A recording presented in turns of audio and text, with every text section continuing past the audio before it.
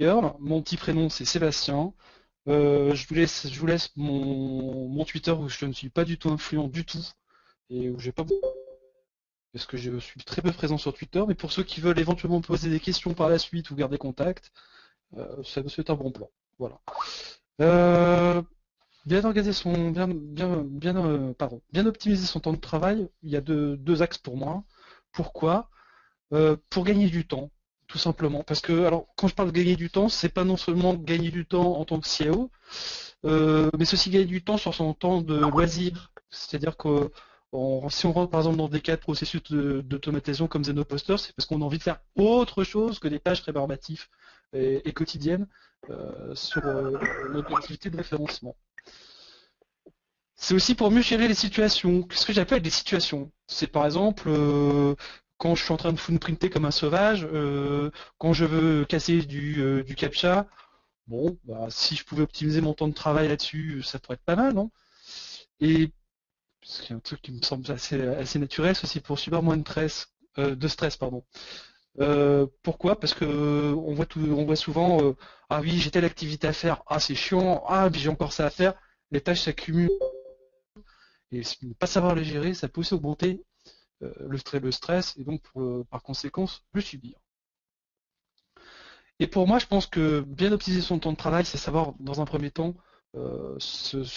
savoir qui on est, c'est-à-dire comment on peut l'optimiser sur soi-même. Parce que là, on va parler de l'individu, et je vais m'orienter sur cette présentation que sur l'individu et jamais sur le groupe, mais après, vous pourrez extrapoler si le cœur vous en dit. Conscient de qui on est, c'est bien se connaître aussi, je pense. Savoir optimiser son temps de travail, c'est bien savoir qui on est, comment on est capable de travailler. Et puis, la meilleure méthode de bien savoir optimiser son temps de travail, c'est aussi de tester différentes techniques, différentes méthodes qui existent. Donc dans le cadre de ma présentation, je vous en présentais deux. La première, c'est une méthode qui est italienne, je pense que peut-être que certains d'entre vous qui la connaissent, c'est Pomodoro. Moi j'aime bien commencer toujours quand je parle de Pomodoro, j'aime bien parler de aimez-vous les tomates. Pomodoro en fait c'est Pour valider les quatre fromages, on est pas loin ouais, là. tu fais vite comprendre. Pomodoro, en fait, c'est issu comme je disais, c'est italien. Et la petite tomate, enfin, la petite tomate, parce que la Pomodoro, c'est une minuterie en forme de tomate. Et ça va. Quand j'ai dit ça, j'ai déjà donné la méthode, en fait. C'est ça qui me fait sourire. Euh, comment expliquer les choses? Pomodoro, c'est une technique qui est basée sur la concentration personnelle. Quand je parle de concentration personnelle, il y a des études qui existent. Vous pouvez rechercher, vous pouvez scraper dans Google. Là, il y a des études qui existent en montrant on a une capacité de concentration entre 15 et 25 minutes. Pendant cette période-là, c'est là où vous êtes efficace à 100%. Vraiment. Et tout l'art de cette technique, c'est de pouvoir être capable d'identifier son temps de concentration et de pouvoir le mettre en place. Si vous avez des questions, vous les posez, il n'y a pas de problème. Hein. Pas de Donc souci, on est juste là. les règles, les règles de base de cette méthode, c'est mesurer son temps de concentration. C'est ce que je dénonçais dans la finalité. Pour moi, par exemple, mon temps de concentration est 35 minutes, tandis que mon petit gamin de 6 ans, vous voyez, il va pas décoller de 10 minutes, voire 5 minutes, quoi. Ou quand tu as une activité, par exemple, de 5 heures de netpicking, tu dis, je vais pas faire 5 heures de netpicking, on continue. C'est très souvent, vous êtes en train de parler sur Skype avec un collègue, et dit, attends, là, je vais faire une pause clope parce que là, j'en peux plus. Et ben, en fait, dans la Pomodoro, alors que tu vas faire une pause clope, mais on va te dire, voilà, ta tâche de 5 heures, et ben, tu vas la diviser en sous-tâches d'autant de temps que tu es capable de te concentrer. C'est-à-dire, par exemple, si tu as une tâche de 1 heure à faire et que tu es capable de te concentrer que 15 minutes, tu vas répartir. Mais tu vas voir que c'est là où on va déborder un petit peu de l'heure de pratique. Pourquoi? Parce que la phase de 15 minutes sera séparée d'une pause de 5 minutes. Et au bout de alors pendant ces 5 minutes, je peux vous dire ce que vous faites, vous allez fumer une clope par exemple, vous allez boire un café. Et au bout de ces 4 tâches que vous aurez fait, vous allez faire une pause de 15 à 20 minutes. Et là, vous allez sortir dehors, vous allez vous balader, vous allez jouer aux jeux vidéo, vous allez voir votre femme, parce que beaucoup d'entre nous bossent à la maison, et plein de choses. Enfin, vous sortez du travail. Le temps de pause dans la méthode est essentiel. On se dégage du travail. On n'est plus en face d'un écran, on n'est plus en train de penser référencement, on pense à plus rien. Et on répète les tâches au fur et à mesure. Et après, il y a des outils aussi pour pouvoir le faire, pour la mettre en place. On a besoin de beaucoup de choses pour mettre en place cette méthode. On a besoin d'un papier, on a besoin d'un crayon, et on a besoin éventuellement d'un minuteur pour les vieux. Je parle pour les vieux parce que maintenant les minuteurs on n'en a plus trop besoin parce que vous savez que on peut très facilement trouver des minuteurs numériques via notre ami Google. Et on peut remplacer le papier et le crayon par un tableur. Voilà. Donc ça c'est la première idée d'outil, la première idée de mise en place d'optimisation de temps de travail personnel. Si vous avez déjà des questions, je peux éventuellement vous répondre. Ouais, bah, moi, franchement, ça m'intéresse énormément. C'est vrai que quand tu fais une pause, généralement tu dis bon allez je fais une petite pause de 5 minutes et c'est pas rare que tu pars sur autre chose et puis que en fait tu oublies ce que tu étais en train de faire ou. Je pense que je vais mettre ça en pratique en même temps que j'apprends Zeno, tu vois. Et demain peut-être. Ah oui, je réponds à la réponse, je réponds à la réponse de Manuel, non, à la question de Manuel. Oui, ce sera disponible effectivement sur le forum au niveau 1 par la suite. Moi, je rappelle, c'est inscription, présentation, c'est tout. S'inscrire et se présenter, quoi. Ça suffit. Il n'y a pas de patienter qu'un admin ou pas ce niveau. Alors, je vois que Louis a posé la question, c'est quoi un crayon? Alors, par définition, un crayon, selon le dictionnaire de Yearl, c'est quelque chose c'est un élément qui peut être soit constitué de bois et de mine carbonée, ou soit un élément en plastique, une mine d'encre liquide. J'espère que j'ai répondu à toutes les questions, Loïc. Alors, Shutter, merci pour les vieux. Je savais que j'ai été ciblé là-dessus.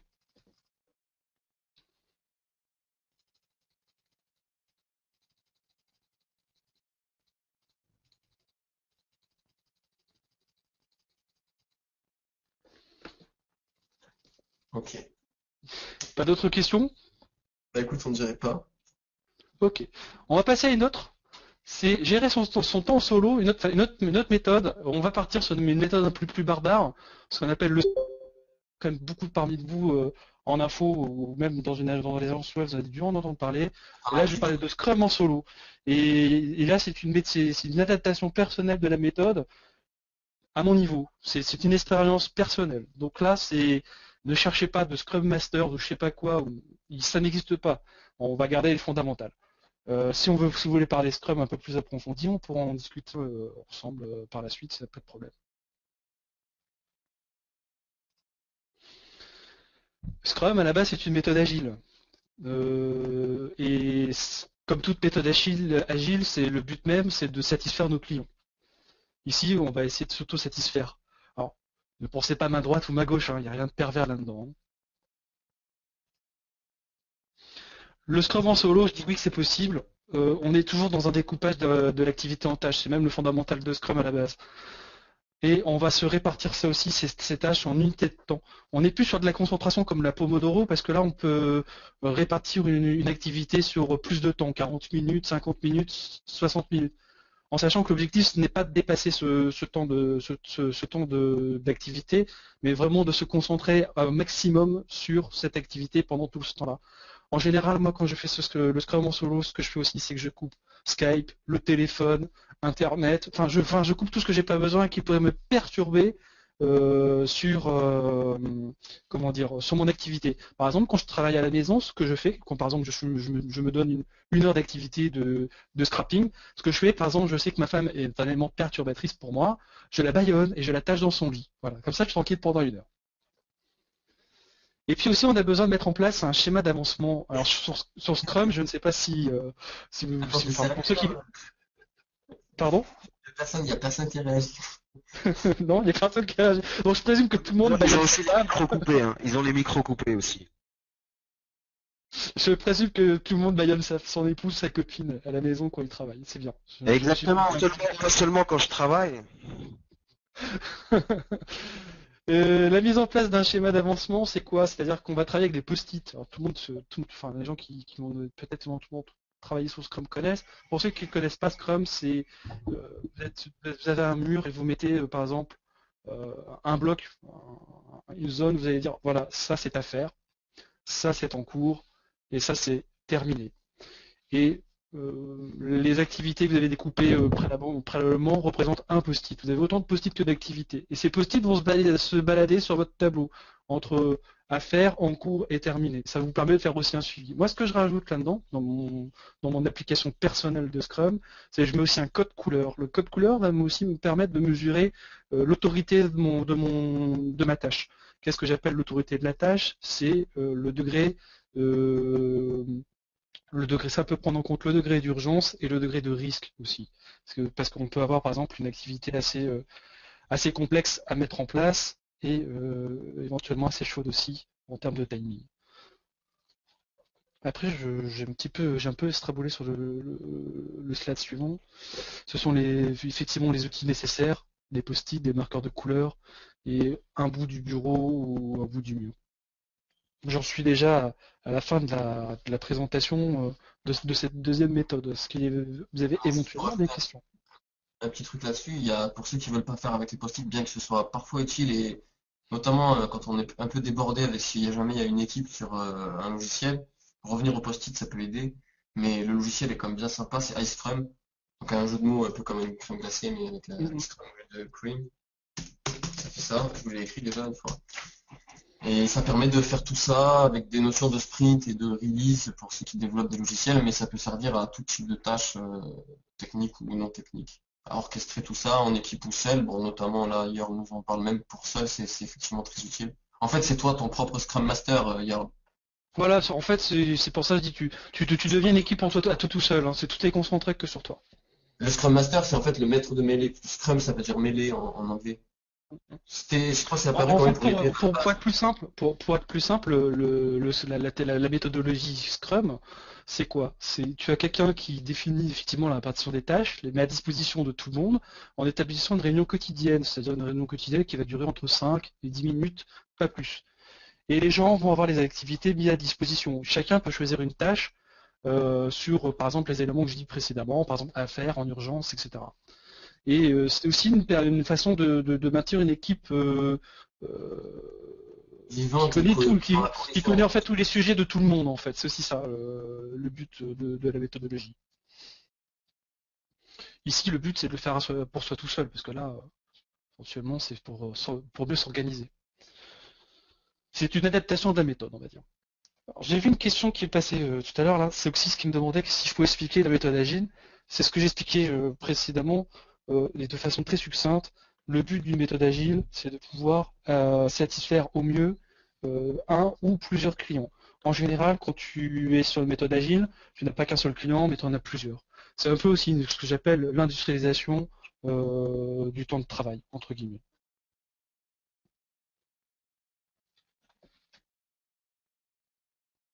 Ok. Moi j'avais une question. Oui. Vous m'entendez? Oui, on Ouais. t'écoute.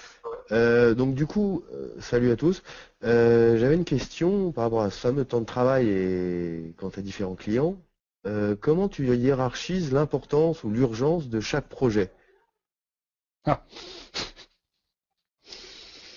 Ça, comment expliquer ça? Moi, de la façon dont je procède sur cette organisation-là, c'est je regarde si tu as un impact direct sur la production. C'est la première chose que je vois. Ce que j'appelle la production, c'est un site disponible ou pas. Est-ce que j'ai par exemple une attaque, on peut éventuellement en parler parce que je pense que ça existe aussi, quand tu as une attaque de serveur ou quand tu as une attaque en termes d'autoréférencement, tu te rends compte qu'il y a un impact de négatif CAO qui est en cours, etc. etc. C'est ça où ce sont les critères qui vont déterminer, c'est ça pour moi, ce sont les éléments de critères qui peuvent déterminer une urgence. Un site e-commerce qui ne vend plus, c'est une urgence En fait, très importante par rapport à un produit qui n'est pas disponible, tu vois, hors catalogue, ou qui passe hors catalogue puisqu'il n'y a plus de stock, tu vois. Ça, c'est un exemple. Mais je crois que demander plus, en fait, est-ce qu'on peut inclure cette urgence qu'on a remarquée dans le processus pour, vu qu'on a utilisé le système de couleurs et d'emplacement horizontal pour définir l'avancement et le type, est-ce qu'on peut typer une urgence dans dans ce truc-là en plus, est-ce qu'on peut introduire dans la méthodologie une gestion des urgences? C'est ça, non, Manuel? Ouais, c'est ça, ouais. Ouais, Moi, c'est plus moi, l'idée. ouais, l'urgence, moi, je la gère avec une. Le Ouais, classement vertical peut te servir à définir l'urgence. l'urgence, moi, je l'avais définie justement avec un critère de couleur dans ma méthodologie. Et ce que je fais aussi, c'est que, tu vois, comme moi je travaille beaucoup avec des post-it, donc j'ai des post-it, mes post-it en tête sont beaucoup plus larges. Et quand ils sont vraiment urgents, je les colle sur le post-it, le Un post-it. classement urgent, quoi. Voilà. Quelque En part. fait, après, je vais les ordonner dans les piles de façon catégorique. Ça me permet de gérer ma notion comment dire, d'urgence et aussi ma notion de risque en même temps. Le problème, vous m'entendez là? Oui, on t'entend. Ta question, Ah, pardon. Manuel? Oui, j'ai déjà moi testé ces méthodes il y a quelques temps et j'ai Mhm. été très souvent confronté au problème du feeling. Parce que là, c'est un peu une machine qui se met un petit peu à notre service ou vice-versa. Et quand on a des moments d'inspiration ou autres, qui peuvent des fois durer 1 heure ou deux, quand je dis inspiration, je sais pas, il y a des plans qui nous passent par la tête. Bon, moi à l'époque, j'étais pas dans le référencement, j'étais dans la musique. Euh, on a du mal après à suivre le timing comment je pourrais dire, du système, quoi, qui nous canalise quelque part et qui nous donne un temps pour chaque activité ou chaque opération. Je suis d'accord avec. Alors là, je suis entièrement d'accord avec toi parce que par moment, et là, ça revient aussi sur le critère d'urgence.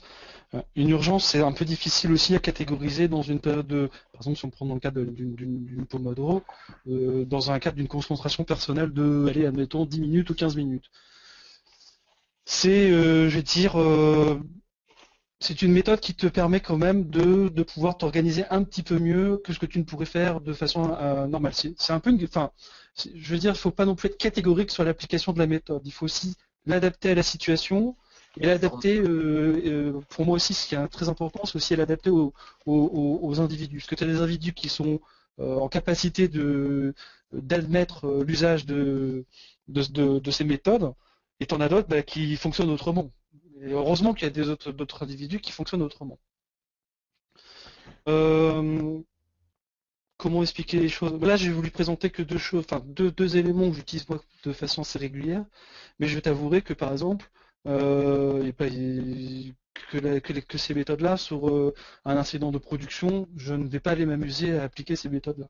Quand j'ai des analyses comment dire, de log ou des trucs comme ça sur un portail à faire, que je nécessite d'avoir 3-4 heures de boulot continu, je vais pas aller m'amuser à faire un break entre les deux. Et éventuellement pour aller fumer de clope, même si je suis non-fumeur. Donc c'est adapté par rapport à la situation, par rapport aux individus. C'est pas non plus, faut pas non plus être catégorique. Et par rapport aussi au feeling que les gens ont par rapport à la méthode. Très important. Il faut aussi accepter la méthode quand tu en as besoin. Après, effectivement, on ne peut pas non plus l'appliquer à 100%. Est-ce que ça répond à ta problématique? Pardon, j'avais coupé le micro. Oui, oui, merci.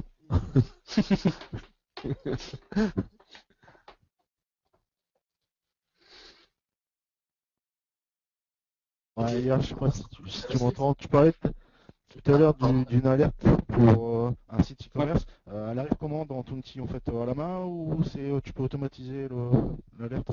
Alors l'alerte est si on peut parler d'automatisation. Ici, moi derrière, pour mon e-commerce, j'ai un Nagios qui tourne derrière qui fait du scruting de log. Donc c'est automatique sur template. Ok, donc on peut apporter direct. Ça synchronise automatiquement en fait, c'est ça? Ouais. Ouais, et puis après derrière, comme je disais tout à l'heure avant de commencer ma présentation, c'est que mon Nagios, c'est encore un peu plus subtil, c'est qu'il me balance un mail sur un autre produit que j'ai qui s'appelle Akio et qui lui aussi est templaté et qui me permet aussi d'aller dispatcher, parce que là sur mon e-commerce, je travaille pas tout seul non plus, je peux aller dispatcher les informations à telle ou telle équipe avec déjà en ayant fait une petite analyse automatique, on va dire. Est-ce que quelqu'un a d'autres questions éventuellement?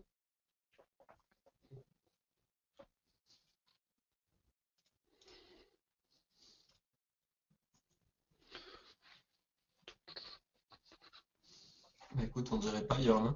Non, c'est bon? Bah, écoutez, on a déjà fini la première, c'est super. Ok, bon, c'était un peu rapide alors du coup. Tu sais, normalement, j'en ai pas pour plus d'une heure, hein, donc ça va si vite.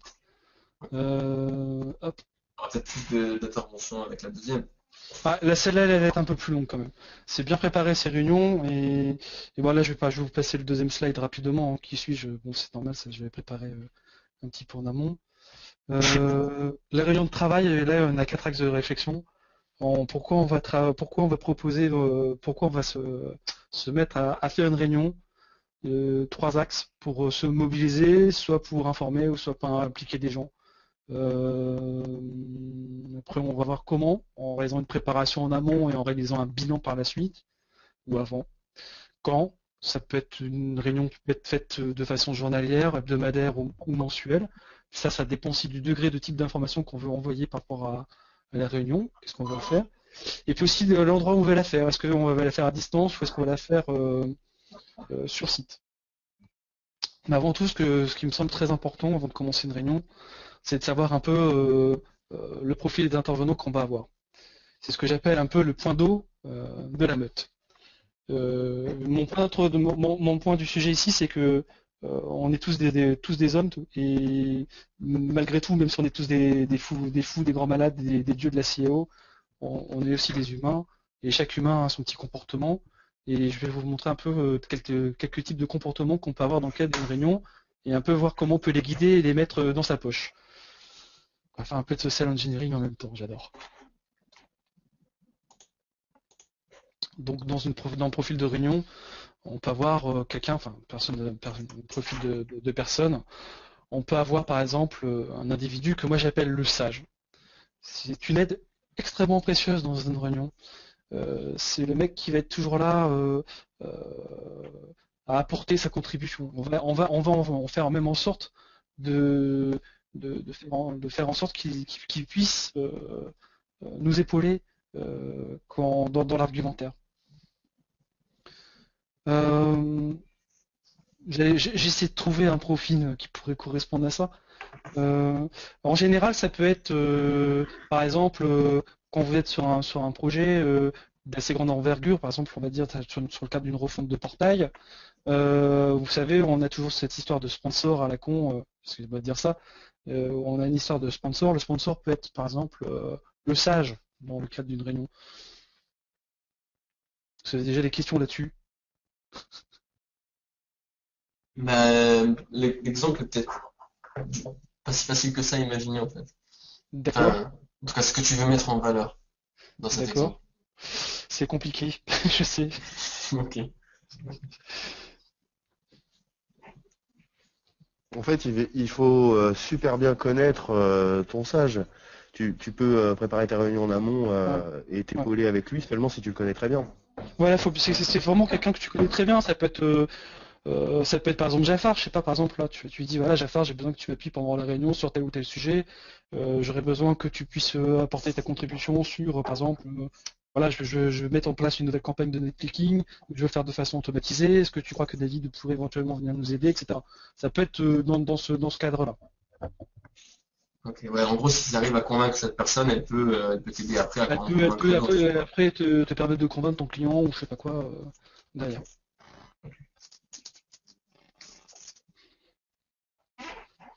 Ah non, il n'y a pas besoin de voter. Pas besoin de voter. Ça se trouve. Et même quand tu peux aussi rentrer dans une réunion et tu sais même pas qui peut être présent. Tu peux être aussi un simple participant. Et peut-être que tu peux arriver avec une idée que tu veux proposer et que ça soit pris en compte. Il faut être aussi en capacité de reconnaître un peu les profils qui sont autour de la table au courant de la réunion. Je peux poser une petite question commentaire? Vas-y. En fait, là, j'ai l'impression juste qu'on est un peu sur un axe neuromarketing, parce que là, j'ai vu le début de la partie, on est un peu sur les 3 W. Ouais. Et what, where, enfin, quelle cible, quel public, où, quand, comment. Et puis là, donc, c'est vrai, là, le concept du sage, ça me fait penser un petit peu à des stratégies commerciales IRL qui s'adaptent parfaitement sur Internet, qui justement consistent à travailler à deux, un peu le bon, le mauvais flic. Est-ce que c'est un peu dans cette idée-là, l'idée du sage sur un axe marketing, neuromarketing? Vraiment influencer la décision du client? Ça peut être travaillé dans ce sens-là, oui. Tu peux l'adapter dans ce sens-là.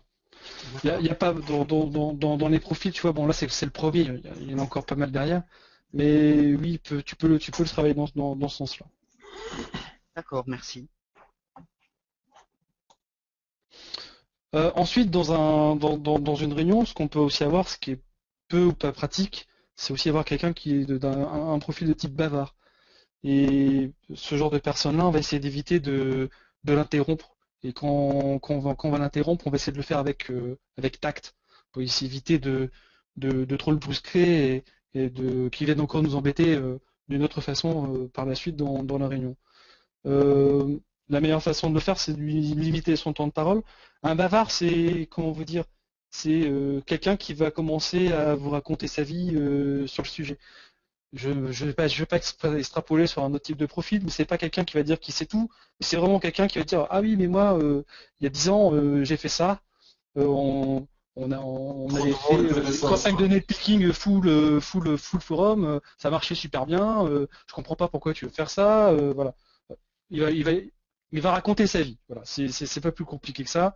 Et la meilleure façon de faire avec ce genre d'individu, c'est aussi de limiter son temps de parole. Là, c'est dans un axe où on veut faire, comment dire, admettre qu'on a un sujet et qu'on veut pas qu'il s'éternise un petit peu trop dessus. Sur d'autres types de réunions, effectivement, un bavard peut être très utile pour entre guillemets, endormir le client et lui faire gober d'autres trucs à côté.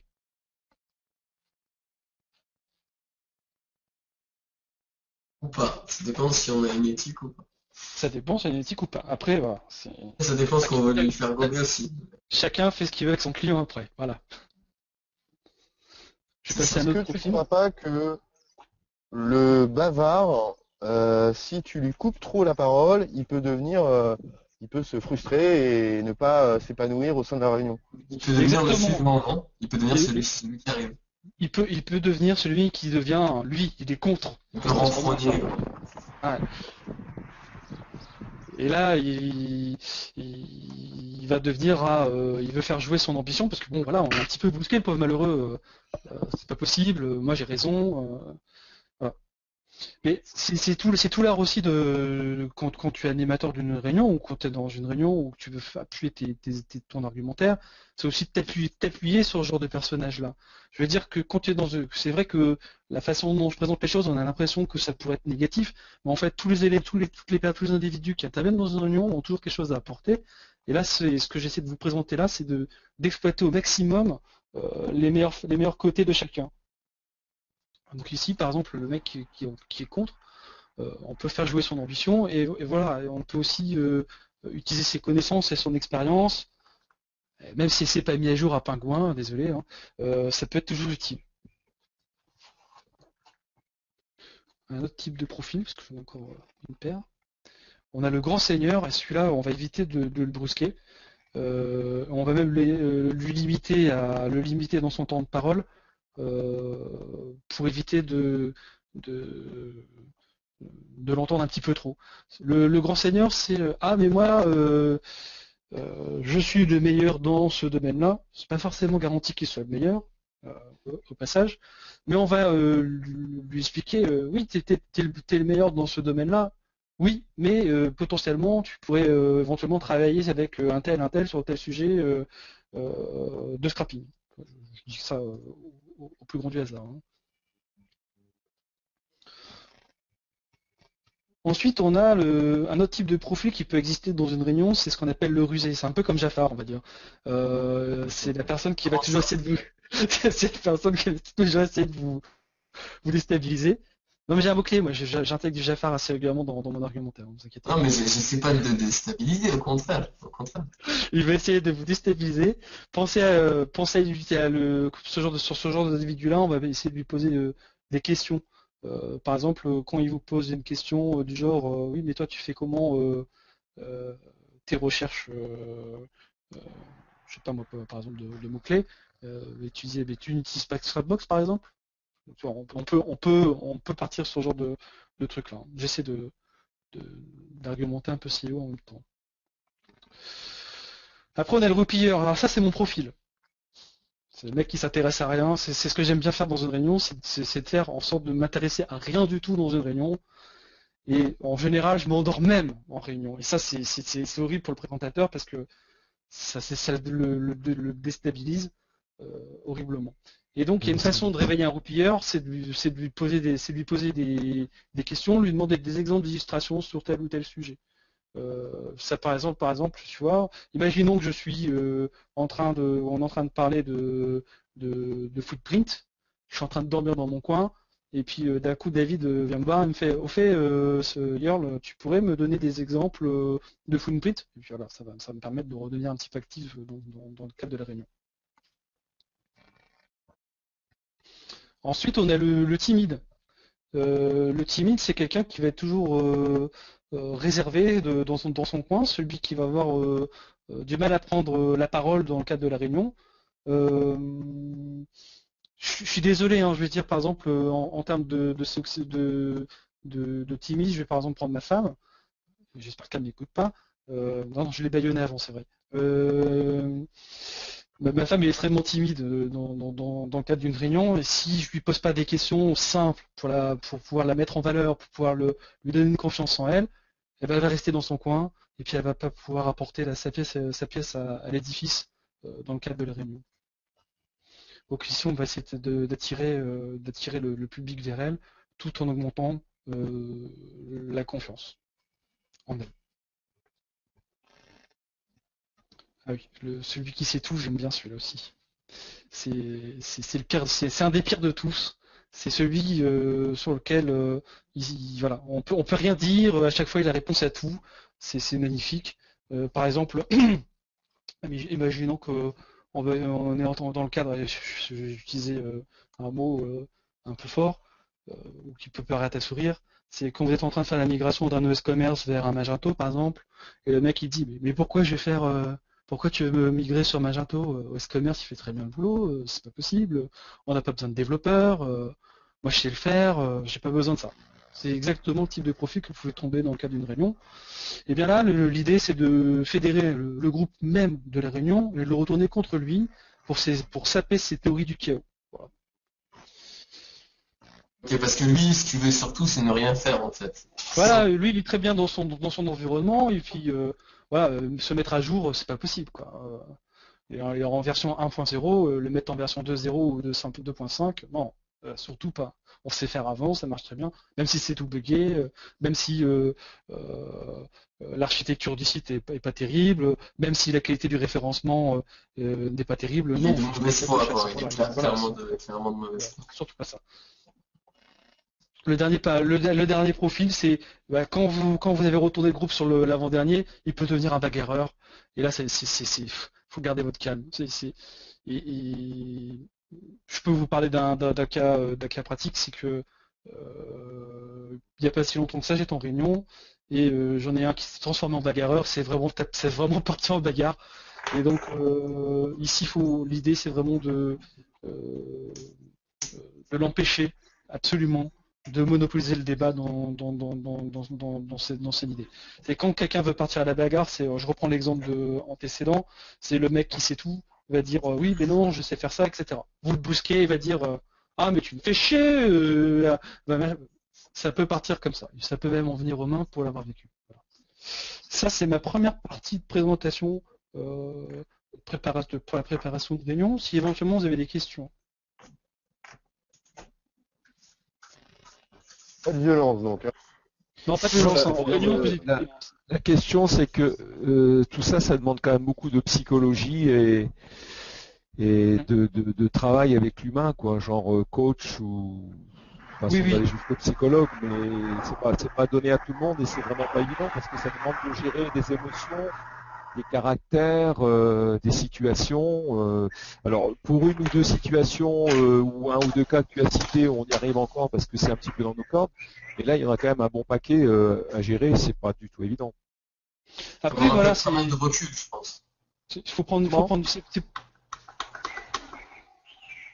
Je veux dire, je commence par les profils par les profils d'individus, parce que dans le cadre d'une réunion, on va le voir dans les séries plus tard, tu vas faire un choix sur les personnes que tu vas inviter dans le cadre de la réunion. Et selon et comme tu travailles régulièrement avec des gens, ou tout du moins tu as l'habitude de travailler avec telle ou telle personne, tu sais à peu près de façon naturelle que un tel il va te dire il va être avec toi, un tel il va être Oui. contre toi, etc. Et selon le sens où tu veux faire avancer le sujet, tu vas dire je vais peut-être prendre plus ce profil-là qu'un autre profil. Ça sera plus clair on comprendra un peu plus loin pourquoi j'ai présenté ça dans un premier temps, mais en gros c'est ça. Quand tu prépares une réunion, tu fais un choix sur les individus et sur ce choix des individus, tu vas choisir les profils. Et naturellement, sans les classifier, tu sais que voilà, le lead est fait plus comme ça, lui il est fait plus comme ça. L'idée, en gros, c'est déjà de prendre conscience un peu des cartes avec lesquelles on va interagir pour essayer de faire des combinaisons un peu favorables. Voilà. Et ce que je voulais Avec dire un aussi, peu de c'est que diplomatie, j'imagine. en fonction de son caractère, si par exemple on est plus quelqu'un de spéculatif ou de quelqu'un de plus cool, genre roupilleur comme tu disais tout à l'heure, c'est difficile de contrer des gens qui sont à l'opposé de notre caractère parce qu'on a du mal à les comprendre et on n'a pas toujours les arguments.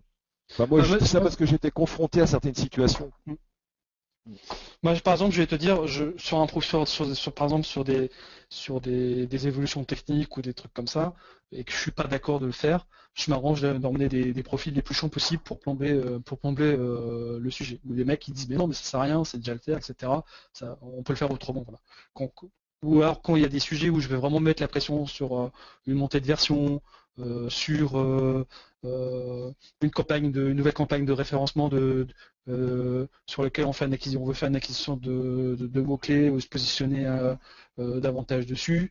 Effectivement là, je vais ramener d'autres profils sur la réunion qui sont plus dans ce sens-là, pour pouvoir débloquer les budgets, etc. D'accord. Un peu du hack, quoi. Social hack. Ouais, il faut. C'est comment dire, on a besoin, enfin, selon le type de réunion que tu veux faire aussi, tu as vraiment besoin de savoir ce que tu emmènes sur le. Enfin, la réunion, je vais la résumer d'une autre façon, c'est un peu aussi un champ de bataille. Et sur ton champ de bataille, t'emmènes tu n'emmènes pas toute la division complète de ton armée. Tu vas faire une sélection des unités. Ici, les unités, tu peux les rapatrier sur tes ressources que tu as sous ta responsabilité. Et l'ennemi, on va dire, c'est pas vraiment un ennemi, c'est un ami plutôt, c'est le client. Alors j'ai vu une question un peu plus haute tout à l'heure qui est passée. Je pense que c'était sur. Je crois que c'était ça. Oui. Est-ce que tu analyses la psychologie du client? Ça rentre pas dans le cadre de mes présentations, mais oui, j'analyse le profil psychologique de mes clients avant, effectivement. C'est aussi comme ça que je fais mon choix de travailler avec tel ou tel client. Et en général, je m'arrange pour que le profil de mon client, parce qu'en général, avec mon client, je travaille en binôme, soit de même profil psychologique que moi. Mais ça rentre dans un autre plan de travail.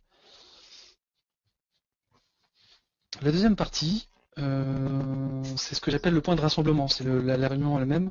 Et je vais présenter les différents types de réunions qui puissent exister. À moins que j'ai oublié des questions, éventuellement. On commence la deuxième partie. Écoute, moi j'ai pas de questions, je suis prêt pour la suite. Je sais pas si quelqu'un a une question, c'est le moment.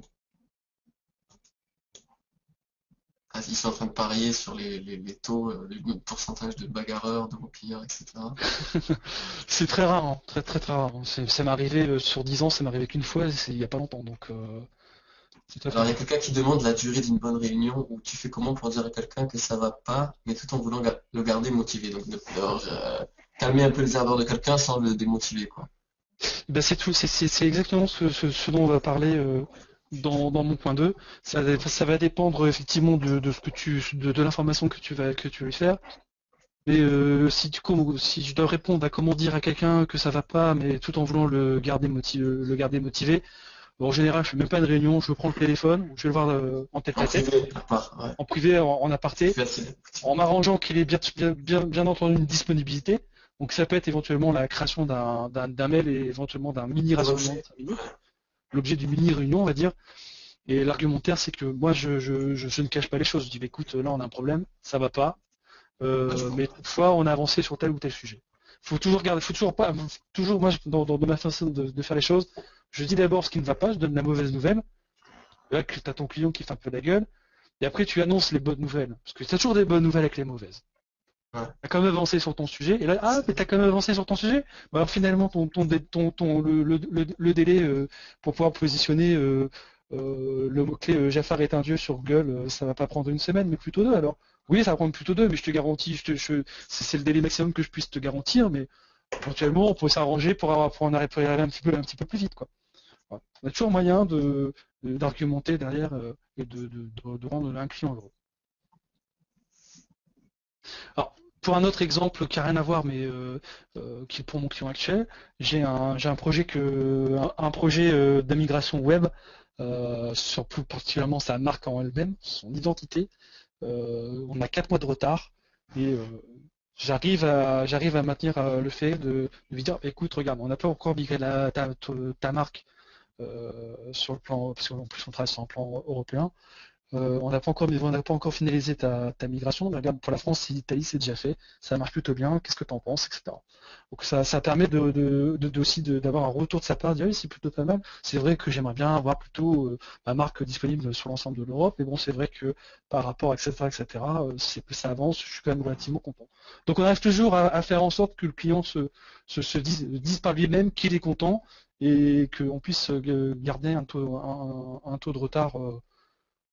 Qui malheureusement n'est pas normal, mais bon, on arrive à faire accepter le retard aussi au client. Il y a aussi des critères, des méthodes qui permettent. Ça fait partie des marges de manœuvre possibles. Voilà. C'est ce qui fait partie de ta gestion des risques, mais ça fait pas partie du cadre de ma présentation. On va aller voir les différents points les différents types de réunions. La première, vous allez rigoler. C'est ce que j'appelle la réunion amicale ou ce que j'appelle la discussion. C'est quand vous avez un nouvel individu ou quand vous avez un nouveau client, etc. Il y a différentes façons de voir les choses. C'est une réunion qui permet de dire bah voilà, on commence un projet ensemble, ça permet de te renforcer ton image, ta convivialité, voire même de t'intégrer auprès de ton client. Comme ça. Alors qu'est-ce qu'on peut y faire dans ce type de rencontre? Comme je l'indique, c'est vraiment un pot. Ça peut être un petit déjeuner, ça peut être un apéro le soir. Pas plus, il faut éviter aussi derrière que ça soit un peu banal, que ça soit un rituel mensuel, semaine, parce que derrière ça peut aussi générer des tensions, des frustrations envers ton client, parce que ton client peut dire bah, c'est bizarre, il est toujours en train de venir, il m'offre des petits déjeuners toutes les semaines, pratiquement tous les jours. C'est là-dedans que mon investissement AdWords va. Et ça part dans des petits déjeuners, c'est pas normal. Donc il faut aussi savoir gérer ça.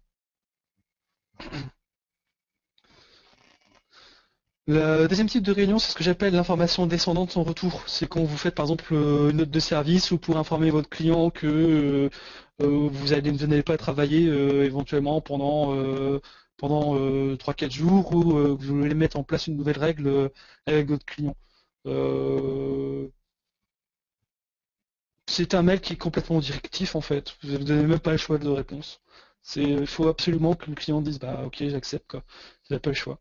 C'est une nouvelle. Ça peut être moi par exemple si je prends le cadre d'une note de service, c'est par exemple vous êtes chez votre client, il vous prête un laptop pour faire le boulot chez lui, et puis il vous envoie. Ça peut être aussi le client qui vous envoie sur des choses là. Et votre client vous envoie un mail en vous disant si tu veux sortir avec le portable que tu as mis à ta disposition, bah, il faut que tu me remplisses le formulaire XYV 3640, qui soit tamponné par la RH, par moi et par le service de sécurité, et bien après tu pourras partir avec le laptop chez toi. Voilà. C'est un peu ça ce type de réunion. Ça peut être aussi, c'est assez formel en termes de durée, hein. Ça peut durer, ça dure voilà, ça dure le temps de lire le mail quoi. Ça dure 5 minutes, pas plus. Le mail ça devient une réunion, je sais. Après, vous avez la même chose, mais avec un retour. Ça peut être un commentaire de tableau de bord sur, par exemple, la progression du positionnement des mots-clés, par exemple. Un tableau de bord, moi je pense à Rank Tracker que j'utilise, qui permet aussi lui-même de faire des tableaux de bord de suivi de positionnement. Voilà, derrière, on peut avoir un retour du client disant bah écoute, est-ce qu'on peut se planifier une réunion de 15 minutes, 1 heure, 2 heures sur le sujet. On évite de mettre trop d'informations sur ce genre de sujet. Un tableau, c'est suffisant avec la question.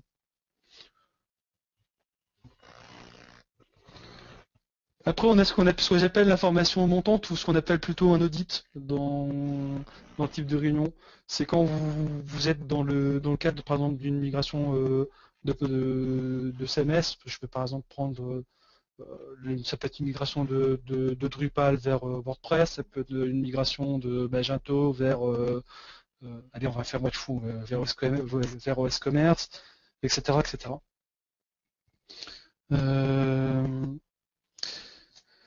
Comment dire, là on va plutôt être sur une méthode de réflexion de coopération totale sur la méthode. On va éviter d'être trop flou ou de ne pas être synthétique dans ce type de réunion, parce qu'en fait ici on va plutôt être dans la création d'un projet, on va être sur du cahier des charges, etc. Donc là, on a vraiment besoin d'être assez large au niveau de l'argumentaire. Et puis après, c'est ce que j'appelle les autres types de réunions, ce sont les réunions de ce que j'appelle moi de TMA. C'est tout ce qui va être les résolutions et réflexions sur les problématiques quotidiennes. Éventuellement, ce serait aussi de résoudre des incidents ensemble, puisqu'on ne trouve pas la réponse en solo. Par exemple, je vais reprendre un cas qu'on a eu il n'y a pas longtemps sur un pseudo-clocking ou je sais plus quoi là, sur un site de minceur qui était passé en rang 2 sur le forum.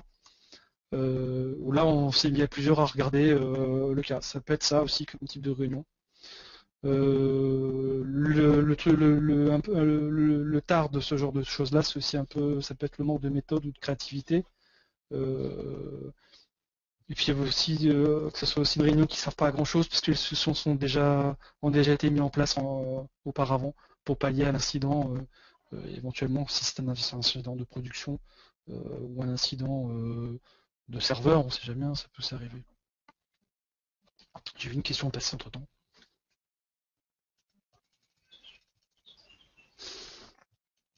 Alors, si quelqu'un a des questions, vous avez des questions, vous n'hésitez pas à m'interrompre.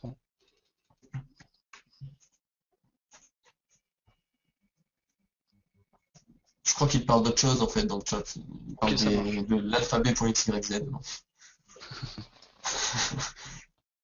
Et puis après on a aussi des réunions de type de prise de décision. C'est là où comment dire, on va décider de passer à l'action. On a quand même besoin d'éviter. On a besoin on a besoin d'une coopération totale de tout le monde, mais on va éviter d'ici d'imposer sa propre décision, et d'être confus dans ses idées. On va éviter d'être confus. Voilà, exactement. Là, je vais attaquer la dernière partie avant de la commencer. Vous avez peut-être éventuellement des questions, peut-être que. Oui, sur les décisions, moi j'ai une question. Est-ce que tu penses pas qu'il est mieux de faire dire directement à tes interlocuteurs ta décision, en fait d'organiser ton argumentaire pour que ce soit eux qui prennent cette décision-là, et en ce sens, ça sera beaucoup mieux accepté par la suite. C'est exactement ce qu'il faut. C'est exactement le travail en amont que tu dois faire, effectivement. C'est tu as forcément quelqu'un qui va penser, enfin ça arrive souvent, tu as quelqu'un qui a à peu près le même type d'idée que toi, et après c'est de le cultiver entre guillemets, c'est ce que j'appelle le cultiver, et de lui faire et qui devienne ton propre porte-parole par la suite, et qui puisse permettre de convertir l'ensemble du groupe entre guillemets, clients et non clients, à admettre cette solution. Ok, merci. J'espère que j'ai répondu à ta question. T'as répondu, c'est un bugué, mais un peu, mais si en tout cas.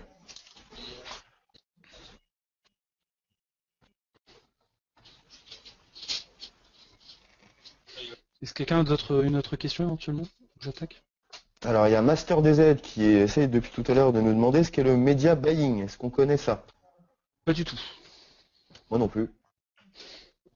Je crois qu'il faut aller sur le site Hacker de Croissance pour comprendre un petit peu.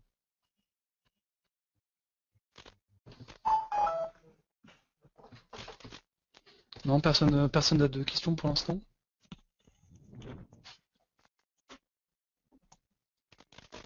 Donc là, je vais passer sur la préparation en tant que telle de la réunion, que moi je divise en 7 points. Alors, je fais un petit jeu de mots, les 7 points capitaux, les 7 péchés capitaux, ça peut devenir une tare aussi. 80%, c'est le taux de réussite d'une réunion si on la prépare en amont.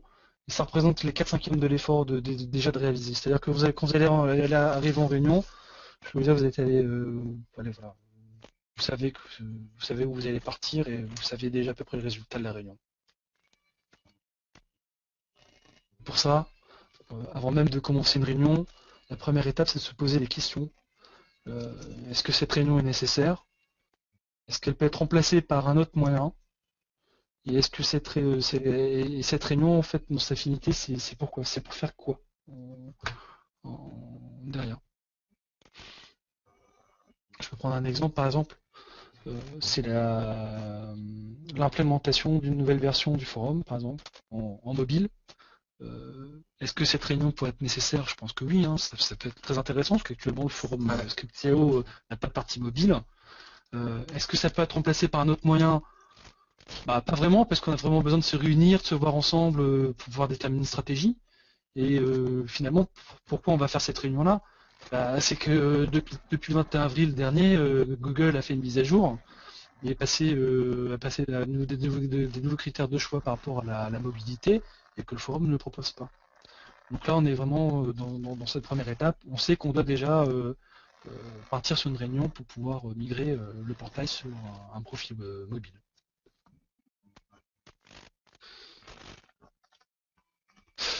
Maintenant qu'on sait qu'on doit préparer une réunion pour faire la migration du portail de Script.io vers de la mobilité, on va en définir les objectifs à atteindre.